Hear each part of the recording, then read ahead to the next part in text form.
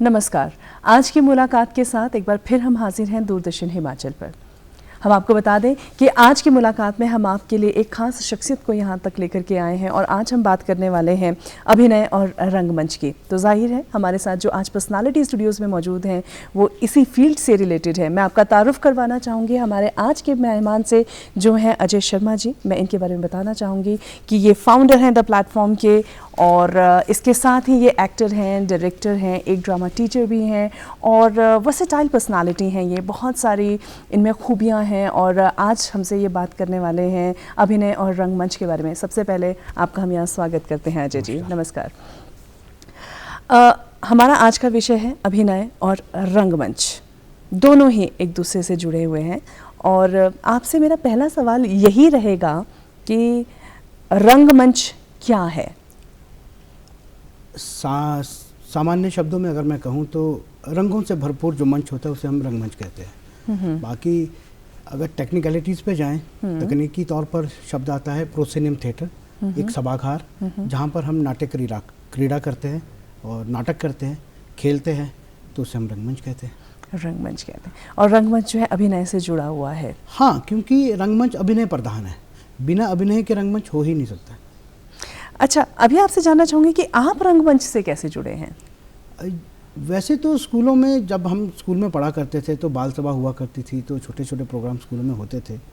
पर सही मायने पे जब हम कॉलेज में थे तो कॉलेज में एक यूथ फेस्टिवल हुआ करता था जिसमें अलग अलग ग्रुप्स के इवेंट्स हुआ करते थे, जैसे नाटी का, मतलब जिसमें क्लासिकल डांस और डांस म्यूज़िक का, वैसे रंगमंच का भी एक होता था जिसमें नाटक, स्किट, माइम, अलग अलग विधाओं पे। तो 2000 में मैंने शुरू किया था संजौली कॉलेज से, जहाँ से मैं पढ़ा हूँ। वहाँ से हमारी शुरुआत हुई थी। तो कुछ बुद्धिजीवी हमारे कुछ अच्छे गुरुजन थे जिन्होंने हमें इसकी शिक्षा दी और दीक्षा भी दी और वहीं से। तो काफ़ी लंबे समय से आप रंगमंच से जुड़े हैं और आपका एक्सपीरियंस भी काफ़ी ज़्यादा है। मैं दर्शकों को बताना चाहूँगी कि तकरीबन 22 साल का एक्सपीरियंस है जो कि आपका रंगमंच से जुड़ा हुआ है, अभिनय से जुड़ा हुआ है। आपके मैं स्ट्रगल टाइम की मैं बात करना चाहूँगी कि शुरुआत जब आपकी हुई तो उस दौरान जो स्ट्रगल आपका रहा है वो क्या रहा है और किस तरीके से आज आप 22 साल बाद खुद को देखते हैं? शुरुआती दौर में रंगमंच की समझ नहीं थी हमें। हमें सिर्फ ये पता था कि हमें नाटक करना है। अच्छा। और हमें एक कोई टीचर आता था बाहर से जो कॉलेज भेजता था और वो हमें करवाते थे। तो छोटे छोटे 25-25, 20-20 मिनट के नाटक होते थे, वो किए हमने। तो धीरे धीरे जब हम कॉलेज से बाहर निकले और गेटी का जो कल्चर था, जो गेटी थिएटर हम जिसे कहते हैं, उस वक्त वो विभाग के अंडर नहीं था, वो एडीसी क्लब के अंडर था। तो वो उनके पास कुछ ग्रुप्स एसोसिएटेड थे। उन ग्रुप्स के साथ हमने काम करना शुरू किया, जिनमें कुछ पुराने नाटककार हैं शिमला के, परवीन चांदला जी, परवेश जसल जी है, भूपेंद्र शर्मा जी है, देवेंद्र जोशी जी है, बहुत सारे लोगों ने नाटक किए हैं। उनके सानिध्य में हमने नाटक करने शुरू किए। एक्चुअल में हमें प्रॉपरली वहाँ से पता लगना शुरू किया हुआ कि रंगमंच है क्या। फिर उसके बाद 2006 में मुझे स्कॉलरशिप मिला। अच्छा। संस्कृति मंत्रालय भारत सरकार से। फिर जब मैं दिल्ली गया फिर मैंने कुछ वहाँ पे टीचर से सीखा। फिर मैं कोलकाता गया माइम सीखने के लिए। फिर वहाँ पे मैंने माइम की ट्रेनिंग ली। पद्मश्री निरंजन गोस्वामी जी है एक हमारे गुरु जी वहाँ के, तो उनके सानिध्य में वो सीखा।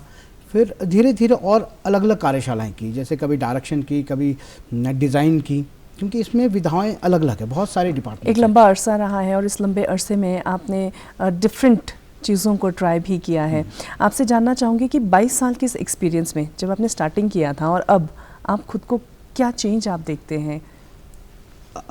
देखा जाए तो बहुत ज़्यादा, मतलब कि अब हम इसे एक परिपक्वता की दृष्टि से देखते हैं कि रंगमंच सही में है क्या और हमें इसे किस तरीके से करना है। जब हम टीनेजर होते हैं, एक न्यू बिगनर्स में हम शुरुआती दौर पे हम जब नाटक खेलते हैं या रंगमंच में आते हैं जी, तो हम सिर्फ उसे एक क्रीड़ा के तौर पर लेते हैं कि यार स्कूल में किया, कॉलेज में किया या किसी ग्रुप के अंडर किया।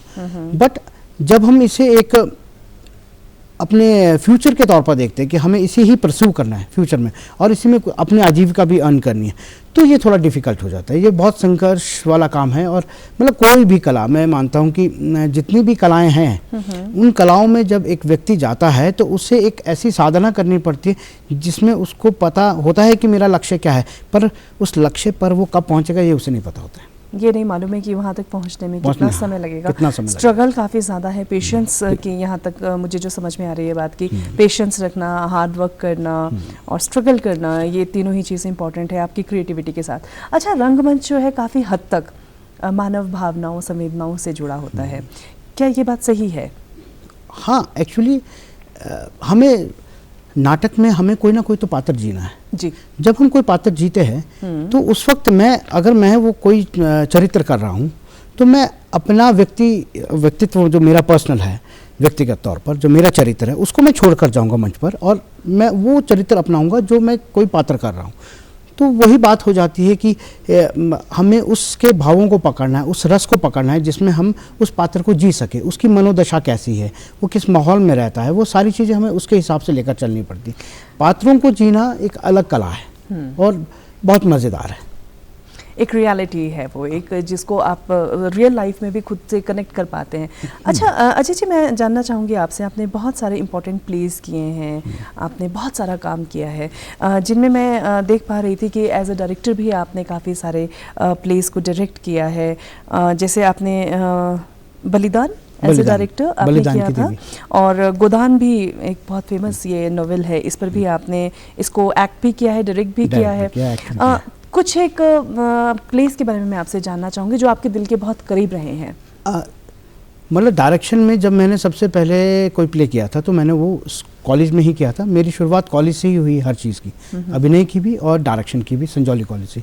यूथ फेस्टिवल में मैंने टोबा टेक्सिंग एक प्ले है, शहादत सतन मंटो एक बहुत अच्छे राइटर है हमारे इंडियन लिटरेचर के, उनकी एक स्टोरी है, वो एक पागलों के ऊपर है, तो उस पर मैंने वो नाटक खेला था। बट जब मैं इस पे जाता हूँ कि मेरे सबसे बेहद करीब कौन सा नाटक है जो मैंने खेला है, उसमें सबसे पहले तो गोदान आता है। क्योंकि गोदान मैंने एक एक्टर के तौर पर भी किया है प्रवीण चालना जी की डायरेक्शन में, जो कि मैथिली और भोजपुरी दोनों भाषाओं के मिश्रण में था। जब मैंने उसे खुद निर्देशित किया तो मैंने उसे पहाड़ी संदर्भ में खेला। अच्छा। टोटली मैंने उसे पहाड़ी परिवेश में ढाल दिया और मैंने उसे यहाँ के माहौल में खेला। तो वो मतलब मेरे उसमें मैंने फिर बरलाज भी डाली थी, उसमें मैंने हमारा नुआड़ा भी डाला था, उसमें कुछ हमने झूरियाँ भी डाली थी। उस तरीके से हमने सारे करैक्टर जो थे वो पहाड़ी करैक्टरों में डाल के किया था। क्योंकि गोदान एक ऐसा उपन्यास है जिसे आप किसी भी परिवेश में खेल सकते हो, और वो ऐसी कहानी है, वो ऐसा लगता है कि वो मेरे ही घर की है, मेरे गाँव की। ऐसा किसान मेरे गाँव में भी हो सकता है और है भी। तो उस तरीके की वो कहानी को देखकर वो मतलब कभी भी किसी भी समय आप खेल सकते हो। वो एक समसामयिक कहानी है, वो आज भी वैसी ही है, आज से 50 साल पहले भी वैसी थी, 50 साल के बाद भी लगभग वैसी ही रहेगी। आपका एक प्ले था आदमी जैसा नाच, उसके बारे में आप हमें थोड़ा बताएं। आदमी जैसा नाच जो नाटक है, ये एक्चुअली ट्रांसलेशन है कविता शर्मा जी का, जो मेरी वाइफ है। उन एक्चुअली एक राइटर है हमारे हिंदुस्तान के, बहुत ही फेमस राइटर, जिन्हें संगीत नाट्य अकादमी अवार्ड भी मिला है प्ले राइटिंग में। उनका नाम है महेश दत्तानी। महेश दत्तानी जी ने जितने भी नाटक लिखे वो इंग्लिश में लिखे, इंग्लिश राइटर है वो। बट इंडियन सोसाइटी जो एक अर्बन सोसाइटी है, मेट्रो सिटीज़ में जो लोग रहते हैं, उनके ऊपर उनकी मनोदशा, उनके एटमॉस्फेयर को लेकर उन्होंने नाटक लिखे, जिसमें dance like a man, 7 steps around the fire, Tara, final solution, 13 सितंबर, ये सभी नाटक बड़े फेमस है। तो इसमें से अभी तक मुझे 2 नाटक करने का मौका मिला है। ट्रांसलेशन हमने 5-6 के कर रखे हैं, 30 दिन सितंबर के और आदमी जैसा नाच जो डांस लाइक अ मैन का ट्रांसलेशन है। अच्छा। इसमें एक लड़के की कहानी है जो डांसर बनना चाहता है, कला मतलब वही डांसर बनना चाहता है, बट उसका जो फादर है वो एक रसूखदार इंसान है शहर का। अच्छा। तो वो बोलते हैं कि ये नौटंकी वाले काम क्यों कर रहा है, तू औरतों वाले काम क्यों कर रहा है, आदमी वाले काम कर, तू क्रिकेट खेल, फुटबॉल खेल, जो तुझे खेलना खेल, मैं तेरी एकेडमी में एडमिशन करवाता हूँ, ये काम छोड़ दी। तो वो ये चीज़ दिखाता है कि हमारी सोसाइटी में कला को लेकर हमारी हम क्या मनोदशा है, हम क्या सोचते हैं। मतलब कला को, डांस को, थिएटर को कभी भी सही तरीके से नहीं लिया गया। इंस्ट्रूमेंट सिखा देगा कोई, गाना सिखा देगा कोई, पर नाटक करने वाले को हमेशा नौटंकी वाला ही कहा जाता है। यहाँ एक सवाल ये भी है कि थिएटर के लिए, रंगमंच के लिए जो है इतनी उदासीनता क्यों है सोसाइटी में?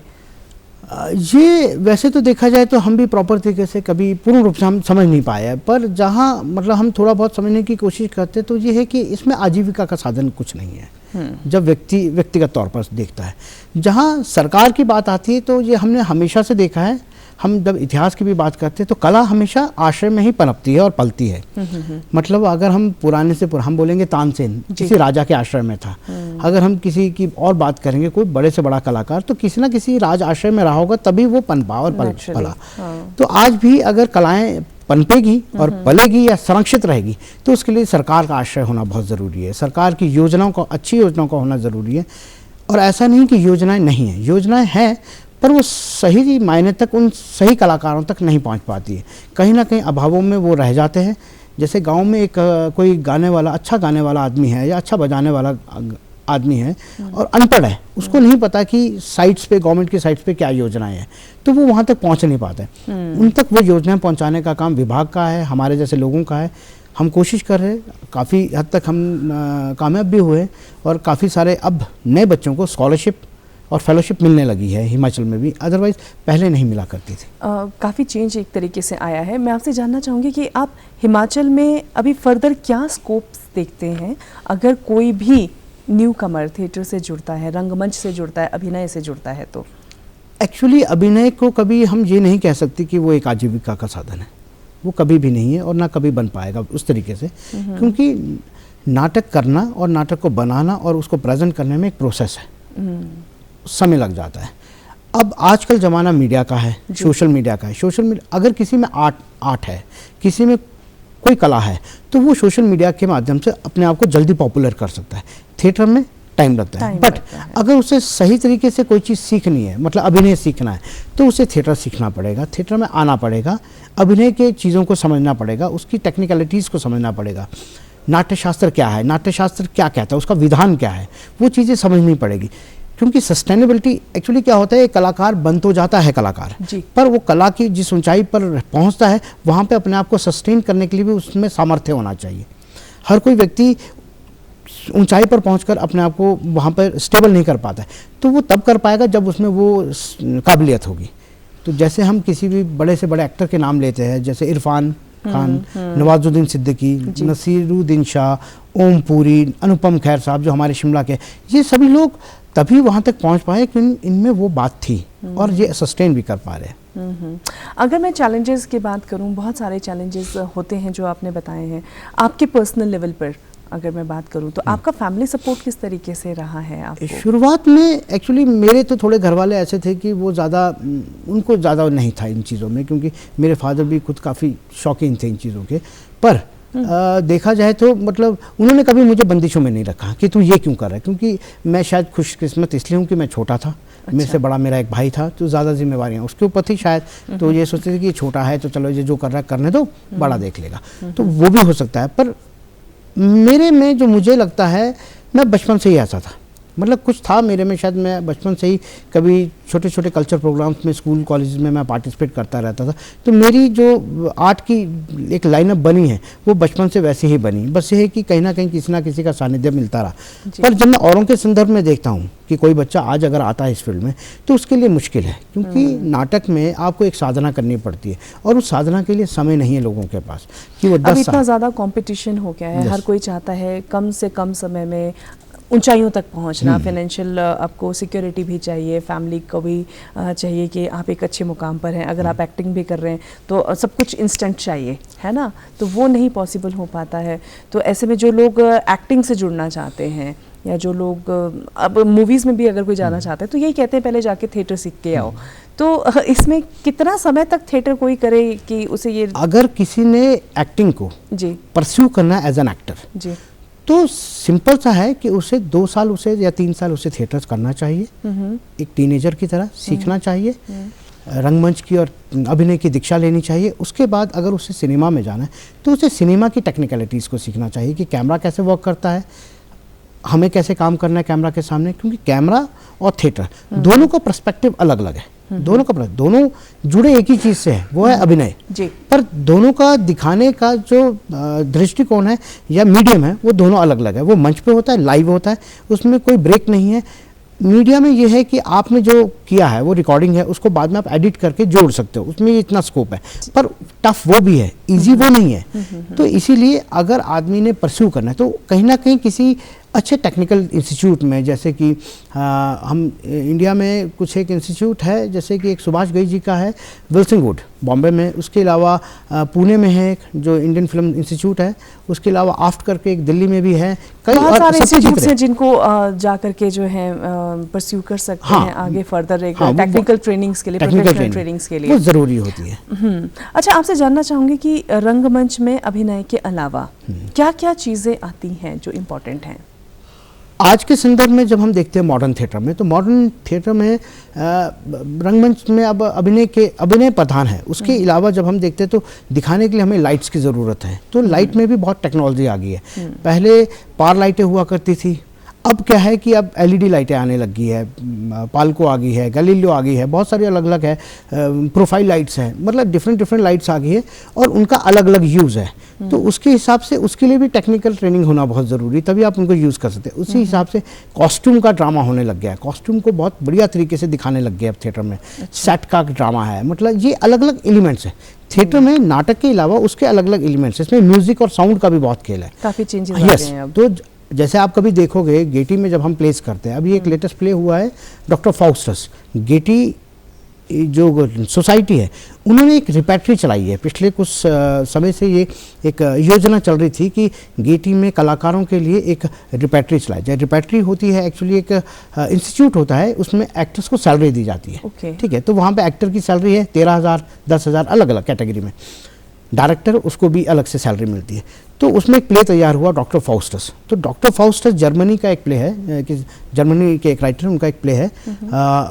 तो वो जब प्ले दिखाया गया तो टेक्निकली बड़ा साउंड था, क्योंकि अलग अलग लाइट्स अलग अलग कलर्स में उसको खेला गया और छोटे छोटे सीन बनाए गए। तो दिखने में वो बहुत कमाल का था। रियलिस्टिक प्लेज अलग है, डिज़ाइन प्ले अलग है, क्लासिकल प्लेज अलग है, सबका अलग अलग एक मेथड है करने का, सीखने का। आपने कोलकाता से माइम की ट्रेनिंग ली है, काइंडली आप हमारे दर्शकों को थोड़ा माइम के बारे में बताइए। माइम सिंपल शब्दों में कहें तो बिना शब्दों के जो अभिनय किया जाए वो माइम है, जिसको हम मूक अभिनय कहते हैं या अंग विक्षेप अभिनय भी कहते हैं। और सामान्य तरीके से अगर मैं समझाऊं दर्शकों को, तो जो चार्ली चैपलिन करता था वो माइम है, और वो मेरा भी पसंदीदा था और दुनिया में सबका पसंदीदा है। और सबसे मुश्किल काम है, बिना शब्द बोले आप अपनी चीज़ को कैसे एक्सप्रेस करते हैं, उसके लिए आपका एक्सप्रेशन बहुत कमाल के होने चाहिए। आपको पता होना चाहिए मेरे अंदर से ऐसे क्या चीज़ मैं निकालूं जिससे कि सामने वाला समझ जाए बिना बोले कि मैं क्या बोलना क्या चाह रहे हैं। तो माइम एक अलग आर्ट है, उसमें भी अलग अलग कैटेगरीज है, माइम, पैंटोमाइम, बहुत सारी चीज़ें अलग अलग। आज की दुनिया में जब लोग शब्दों को भी ना समझ पाएं, तो माइम सबसे बेहतर है। ऐसे में एक बड़ा चैलेंज है और मुझे लगता है काफ़ी इंटरेस्टिंग भी ये है। अच्छा अजय जी, आपसे मैं जानना चाहूँगी, आपने डॉक्यूमेंट्रीज भी कुछ बनाई हैं और जैसे कि मुझे पता चला है पहाड़ी काश्तकार और काश्तकारी, सांचा और नैनसुख जैसे आपने बहुत ही शानदार डॉक्यूमेंट्रीज बनाई हैं, तो इनके बारे में आप थोड़ा कुछ बताएं हमें। एक्चुअली ये डॉक्यूमेंट्रीज डायरेक्ट मैंने करी है, बट ये सारे की सारी प्रोडक्शन द प्लेटफॉर्म सोसाइटी की है। तो एक्चुअली होता क्या है कि हमारी मिनिस्ट्री ऑफ कल्चर की एक योजना है, हिमालयन संस्कृति के संरक्षण संवर्धन के लिए हम कोई प्रोजेक्ट अप्लाई करते हैं उसमें किसी भी एक विषय पे, तो साल 2 साल के बाद जब भी वो योजना निकलती है तो उसमें हम एक विषय लेते हैं कि हम इस विषय पे काम करना चाहते हैं। तो सबसे पहले जब मैंने किया था तो मैंने वुड कार्विंग को लेकर सोचा था। तो जब हम वुड कार्विंग पे रिसर्च कर रहे थे तो हमें लगा कि यार वुड कार्विंग इम्पॉर्टेंट तो है, काश्तकारी तो इम्पॉर्टेंट है, पर काश्तकार भी है इसमें, वो गायब है। तो काश्तकार, जैसे जब भी आप कहीं हिमालय में या हिमाचल की हम बात करें तो हिमाचल में किसी भी गांव में आपको एक मंदिर ज़रूर मिलेगा जो वहाँ के कुलदेवता या कुलदेवी का मंदिर होगा। वो लकड़ी का बना है, पत्थर का बना है, पर वो किसने बनाया ये आज तक कभी किसी को पता ही नहीं है, क्योंकि उनके नाम ही नहीं उसमें।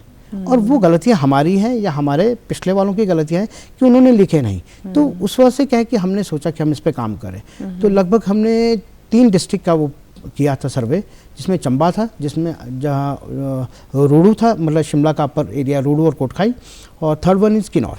एक्चुअली तीनों ही रीजन का अलग अलग वर्क है वुड कार्विंग में।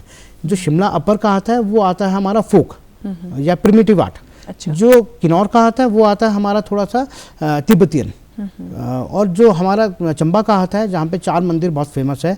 देवी कोठी है, एक कोठी माता मंदिर है देवी कोठी का तीसा में, और एक आता है भरमौर का मंदिर लक्षणा माता का, एक आता है हमारा चामुंडा माता का मंदिर, या छतराड़ी में भी आदि शक्ति का मंदिर। ये सारे क्लासिकल टेम्पल है, जो इनमें वुडवर्क किया गया है वो क्लासिकल है। जो मूर्तियाँ बनी हुई है वो पूरी ऑटोमी में है। जो यहाँ की मूर्तियाँ हैं, जो डिज़ाइन या किसी मूर्ति की शेप दी गई है किसी देवी देवता की, वो अनाटॉमी में नहीं है, वो प्रिमिटिव आर्ट में है। उसमें सर बड़ा है, टांगे छोटी है। वहाँ प्योर क्लासिकल है जो साउथ में चलता है। तो इसलिए उसके ऊपर हमने स्टडी किया था, इसमें काश्तकारी और काश्तकार वाले में। अच्छा, दूसरी जो सांचा है, सांचा है सिरमौर का एक आर्ट, मतलब आर्ट नहीं बोलेंगे, ट्रेडिशन एक तरह से, जो वहाँ की ज्योतिष शास्त्र है। ज्योतिष शास्त्र की एक विधान है, उसमें उनका एक सांचा होता है, पुरानी एक ग्रंथ है, उसके ऊपर वो पासा फेंकते हैं और उससे गणना करते हैं, भविष्य की गणना करते हैं। और उसमें वो बहुत पुराने चलन से उनका चलता आ रहा है। और वो कुछ एक कम्युनिटीज़ है, सिर्फ वही वो करती है, जिनमें पाबूची एक कम्युनिटी है ब्राह्मणों की, जो अपने आप को ये कहते हैं कि हम कश्मीर से आए हुए हैं। एक भाट है जो शायद भट्ट से बने हो, वो भी अपने आप को यही कहते हैं कि हम भी कश्मीर से आए हुए। तो उन दोनों कम्युनिटी के अलग अलग सांचे हैं और अलग अलग तरीके से वो गणनाएं करते हैं। जो हरिपुर धार चानना और खड़कां साइड कुछ एक ऐसे गांव हैं जहाँ पे ये करते हैं वो लोग। अच्छा, जब भी आप कोई डॉक्यूमेंट्री या कोई प्ले आप चूज़ करते हैं या माइंड मेकअप करते हैं, तो ऐसा क्या चीज़ देखते हैं कि भी सब्जेक्ट को किस तरीके से चूज़ करते हैं, क्या क्वालिटीज़ आप देखते हैं? एक्चुअली जब तो डॉक्यूमेंट्री की बात आती है तो हमें सबसे पहले हम यही देखते हैं कि हमें किस चीज़ को प्रिजर्व करना ज़रूरी है, कि क्या लुप्त होने वाली चीज़ है। जैसे सांचा आने वाले समय में शायद लुप्त हो जाएगा, क्योंकि वो लैंग्वेज ऐसी है कि वो ना संस्कृत है, ना शारदा है, ना ब्राह्मी है, वो उससे भी अलग है। तो वो मेरे ख्याल से कहीं पढ़ाई नहीं जाएगी। वो जैसे मैं, अगर मुझे आती तो मैं अगले वाले को सिखाऊंगा, ऐसे ही चलेगी वो गुरु शिष्य परंपरा के अंदर। दूसरी चीज़, जब हम नाटक देखते तो नाटक में हम देखते हैं कहानी को सबसे पहले कि हमें ऐसी कहानी करनी है जिसका प्रभाव सोसाइटी पे पड़े, और क्या प्रभाव उसका पड़ता है। जैसे कि डांस लाइक अ मैन या गोदान नाटक में किसान की दशा और दुर्दशा को दिखाया गया है, और उस पर जो किसान के साथ जो चल रहा था उस वक्त हमारे देश में वही चल रहा था। कहीं आपने सुना होगा लातूर में कुछ किसानों ने प्याज पूरे सड़क में फेंक दिया, कहीं कोई किसान ने फांसी लगा दी। तो उसी समय ये गोदान हमने खेला था शिमला में। तो हम दिखाना चाह रहे थे कि एक किसान की क्या दुर्दशा होती है जब वो लोन लेकर किसान फसल लगाता है और वो लोन चुका नहीं पाता है, तो फिर उसको साहूकार मिलता है, कोई किसान बैंक वाला आता है, कुछ आता है। तो उस तरीके से सारी मनोदशा पे था। तो इस तरीके से विषयों को चूज़ करना, या हम विषय जो उठाए वो उठाएं जिससे कि हम समाज को दिखा पाएँ उसका प्रभाव क्या पड़ता है। क्योंकि रंगमंच और सिनेमा दोनों ही मेरे मानने से समाज का दर्पण है।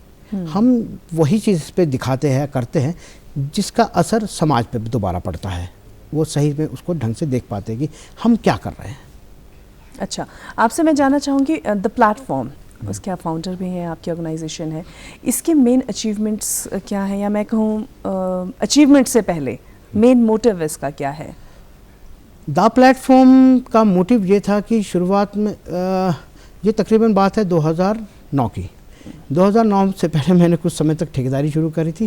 तो जब मैं उससे ऊब गया था, तंग हो गया था, तो मैंने दोबारा से सोचा कि मैं थिएटर करूं। तो थिएटर करने के लिए मेरे पास कोई साधन नहीं था, कोई तरीका नहीं था, क्योंकि कुछ करने के लिए आपके पास किसी मंच का होना बहुत ज़रूरी है जी। तो हमने एक ऐसे मंच की स्थापना करी जिसे हम द प्लेटफॉर्म कहते हैं। तो प्लेटफॉर्म एक मंच ही होता है, जब हम उसे देखते हैं तो उसमें हम कुछ भी करें। तो धीरे धीरे हमने उसमें नाटक करने शुरू किए। तो एक गुरुजी है हमारे शिमला के ही, बहुत अच्छे नाटककार, अब नहीं रहे वो, स्वर्गीय श्री देवेंद्र जोशी जी। उनके सानिध्य में मैंने 5 साल काम किया। डायरेक्शन वो किया करते थे, मैं सिर्फ मैनेजमेंट में या अभिनय में उनका साथ दिया करता था, और हमने सीखा उनसे 4-5 साल तक। उन्होंने बहुत बड़े बड़े नाटक किए, खराश है, आषाढ़ का एक दिन, आधे अधूरे, बहुत बड़े बड़े नाटक। उसके बाद धीरे धीरे एक ऐसा पॉइंट आया जब एक्चुअली द प्लेटफॉर्म को हमने सिर्फ नाटक तक सीमित रहने के लिए एक संस्था नहीं बनाई थी। उसमें कई विषय थे, जैसे अर्बन डेवलपमेंट से रिलेटेड, रूरल डेवलपमेंट से रिलेटेड, फॉरेस्ट्री, आयुर्वेदा वगैरह को लेकर, सब चीज़ों को लेकर हमने उसमें ऑब्जेक्टिव डाले थे। तो एक हमारे मैम हैं यहाँ पर भारती कुठियाला जी। भारती कुठियाला जी उस वक्त एमसी में हुआ करते थे, म्यूनसिपल कॉर्पोरेशन में। अर्बन डेवलपमेंट की एक स्कीम चल रही थी, स्वर्ण रोजगार स्वर्ण जयंती को लेकर, जिसमें जो अनएम्प्लॉयमेंट पर्सन बच्चे होते हैं उनको कोई स्किल सिखाना होता है। तो उन्होंने कहा कि अजय यार, तुम्हारे पास कोई आइडिया है, भी बहुत सारे लोग आ रहे हैं, बहुत सारे एजेंसीज आ रही है, तो सब कर रहे हैं, तुम भी करो कुछ। मैं कहा मैडम मेरे पास एक आइडिया है, मैंने कहा पर हो सकता है कि नहीं मुझे मालूम नहीं। तो उन्होंने कहा क्या? मैं कहा हिमाचली फूड में ट्रेनिंग देनी है। बोले कैसे होगा? मैं कहा बोटी बुलाएंगे, हर गांव का बोटी, हर डिस्ट्रिक्ट का बोटी आएगा, चंबा का आएगा, वो चंबा का मदरा सिखाएगा, कांगड़ा का आएगा, कांगड़ा का मदरा सिखाएगा। बोले हो जाएगा। बोले बनाओ इसका करिकुलम बनाओ। तो फिर मैंने कुछ लोग पकड़े, हमने करिकुलम बनाया। फिर हमने 90 दिन की ट्रेनिंग दी 70 लेडीज़ को। फिर बाद में 2 फूड फेस्टिवल रिज पर लगाए और डेली का हमारा टारगेट होता था और हमारा टारगेट वो बढ़ता जाता था। हमने 250 सिड्डू बेचने शुरू किए थे एक दिन के, वो हमने 750 सिड्डू तक बेचे। तो एक नई तरीके की शुरुआत आपने करने की कोशिश की, वर्कशॉप्स आप करते हैं और बच्चों को भी आप थिएटर सिखाते हैं। आपसे मैं जानना चाहूँगी कि एक एक्टर के लिए कौन से स्किल्स हैं जो होना ज़रूरी हैं? सबसे ज़रूरी तो उसे एक पढ़ाकू होना बहुत ज़रूरी है। वो पढ़ने में अच्छा होना चाहिए कि उसे पढ़ने में कभी उकताए ना वो, क्योंकि पढ़ना बहुत पड़ेगा एक अभिनेता को। वो हर एक विषय में उसकी रुचि होनी चाहिए, क्योंकि एक अभिनेता को पता नहीं होता है कि कब उसे कौन सा किरदार सामने मिल जाएगा करने के लिए। अगर उसे एक डेंटिस्ट का करैक्टर करना है तो उसे पता होना चाहिए दांतों के बारे में। वैसे ही अगर उसे पेंटर का करना है तो उसे ब्रशेज और कलर के बारे में पता होना चाहिए। कोई भी करैक्टर है तो उसे हर एक विषय में रुचि रखना ज़रूरी है। एक अच्छी ट्रेनिंग लेना बहुत ज़रूरी है, अच्छे टीचर्स का सानिध्य होना ज़रूरी है। फिर उसे टाइम के हिसाब से आगे बढ़ना भी ज़रूरी है कि 2 साल थिएटर किया, 2 साल कहीं टेक्निकल ट्रेनिंग ली और सीधे कहीं जहाँ उसका गोल है वो वहाँ जाए। समय वेस्ट ना करे, क्योंकि ये फील्ड एक ऐसी फील्ड है, इसमें कब आपका लक साथ दे देगा या कब कहाँ आपको क्या टकर जाएगा बता नहीं सकते। अच्छा, आपसे जानना चाहूँगी आपके फेवरेट राइटर के बारे में। राइटर, आपके फेवरेट राइटर? मेरे सबसे फेवरेट राइटर्स में तो अभी तक 2 ही है जिनको मैं ज़्यादा, 2-3 हैं जिनको मैं ज़्यादा पढ़ना पसंद करता हूँ। पुराने में सादत हसन मंटो, मुंशी प्रेमचंद, और नए में महेश दत्तानी जी। तो इनको मैंने काफ़ी पढ़ा है और इनके काफ़ी प्लेस मैंने किए हैं। हम प्रोग्राम के आखिरी पड़ाव पर हैं अजय जी, तो मैं आपका लास्ट मैसेज इस प्रोग्राम का यहाँ पर दर्शकों के लिए लेना चाहूँगी, और ख़ास तौर पे वो जो कि रंगमंच और अभिनय से जुड़ना चाहते हैं, आपका क्या रहेगा? मैं यही कहूँगा आने वाले यूथ को और नई पीढ़ी को जो कला से संबंधित है, अभिनय से संबंधित है, वो सही दिशा अगर लेंगे, इसमें सही तरीके से चलेंगे तो इसमें भी करियर है, बहुत अच्छे करियर है। और अब ये एक ऐसी फील्ड बन चुकी है कि आदमी इसमें बुलंदियाँ छू सकता है। बहुत खूब, शुक्रिया, आपने इतना कीमती वक्त हमें यहाँ पर दिया और दर्शकों तक अपने एक्सपीरियंसेस के ज़रिए बहुत सारे इंपॉर्टेंट मैसेजेस आपने कन्वे किए। आपका बहुत बहुत शुक्रिया। आखिर में चलते चलते बस इतना ही कहना चाहेंगे कि आप अगर रंगमंच और अभिनय से जुड़ना चाहते हैं तो कुछ बातों का ख्याल रखें कि आपकी क्रिएटिविटी, आपका हार्ड वर्क और आपका पेशेंस बहुत हद तक मैटर करता है। फिलहाल आज के इस खास प्रोग्राम में इतना ही, दें इजाज़त, लेकिन देखते रहें आप दूरदर्शन हिमाचल।